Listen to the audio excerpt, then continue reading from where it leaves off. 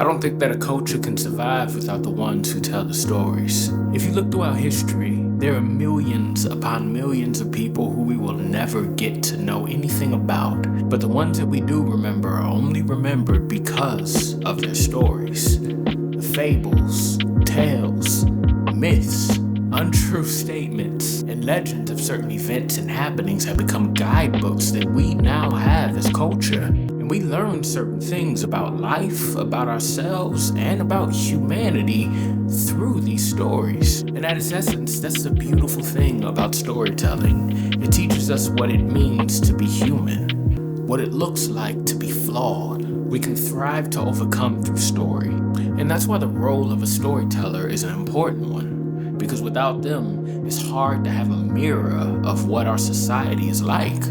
What's up, everybody? My name is Chris Webb, and I have been a storyteller for going on 17 years now. I'm getting old. Storytellers come in all packages. Nowadays, we might know them as movie directors or musicians or even actors. But I remember my first real encounter with storytelling. I just transferred from a pretty bad school in my neighborhood to the city's art school, and my first big field trip was a storytelling conference in central Ohio. Bunch of black kids busing 2.5 hours to a spot where what looks like the cast of Duck Dynasty is standing on literal hay bales telling stories. Once I got there and looked around, I prepared myself to be sufficiently asleep throughout the whole entire ordeal. But I remember sitting through that first story, and the most unexpected thing that I could ever think of happened to me. My life changed. Up to that point, I never saw somebody stand and use their words in a way that could radically shift the way that I think about life. And that happened with every storyteller that came up. They used simple concepts, easy metaphors, a lot of animals going through situations and weird things like that.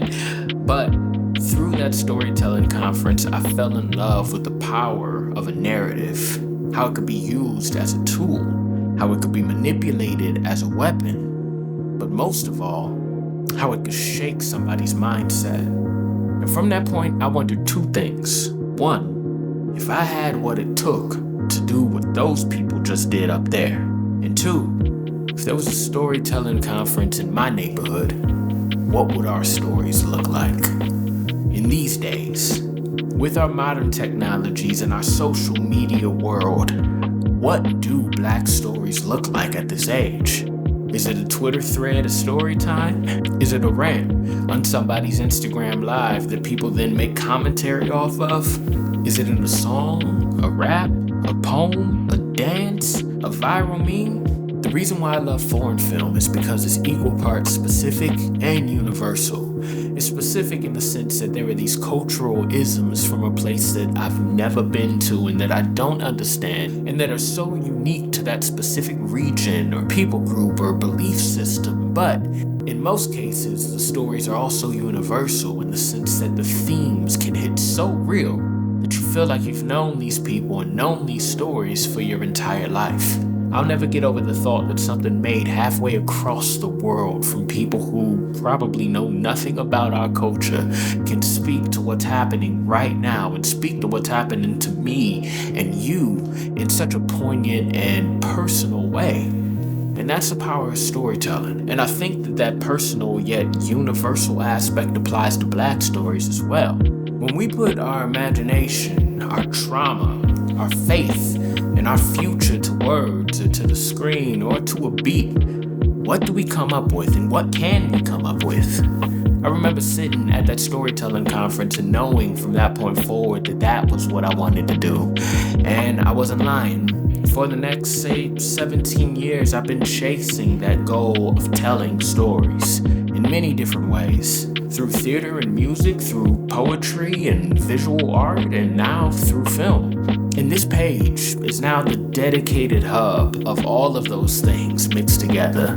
My love for story, my passion for the way that narrative can change people's minds, and hopefully to keep a record of our culture today in a very creative way.